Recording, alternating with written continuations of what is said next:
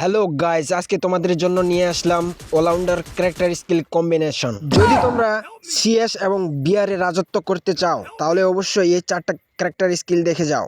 First active character iris. আসলে এই ক্যারেক্টারটা কেন ইউজ করবা অবশ্যই জানা দরকার। এনিমিকে তুমি ড্যামেজ দিলে এনিমি গোলওয়াল মারে মেডিকেট করার জন্য, আর এনিমি মেডিকেট করতে না করতেই তুমি যদি গোলওয়ালের দিকে ক্যারেক্টার স্কিল অন করে গুলি করলেই এনিমি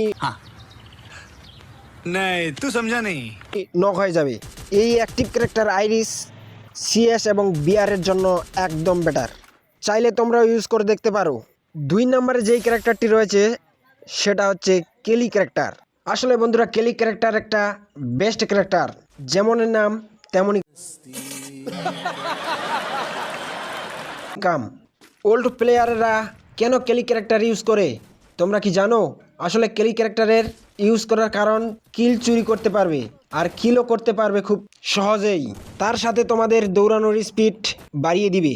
3 নাম্বার যেই ক্যারেক্টারটি রয়েছে সেটা হচ্ছে ডিবি ক্যারেক্টার। আসলে বন্ধুরা, ডিবি ক্যারেক্টারের কাজ ইনক্রিজ মুভমেন্ট স্পিড বাড়িয়ে দিবে। এমন মুভমেন্ট স্পিড দিবে যেটাতে তোমরা এনিমিকে খুব সহজেই ড্যামেজ দিতে পারবে এবং কি ডাউন করতে পারবে। ডিবি ক্যারেক্টার একটি বেস্ট ক্যারেক্টার। এবং 4 নাম্বার যে ক্যারেক্টারটি রয়েছে সেটা হচ্ছে উলফা ক্যারেক্টার। আসলে উলফা ক্যারেক্টারের কাজ অবশ্যই আমাদের জানা দরকার।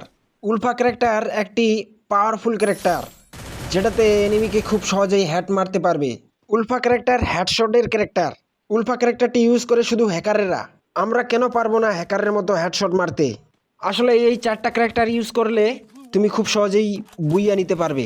আসলে বন্ধুরা, তোমাদের কাছে আমার একটাই আবদার, আমি সাবস্ক্রাইব করতে বলবো না, ভিডিওটিতে একটি লাইক করে দিও প্লিজ।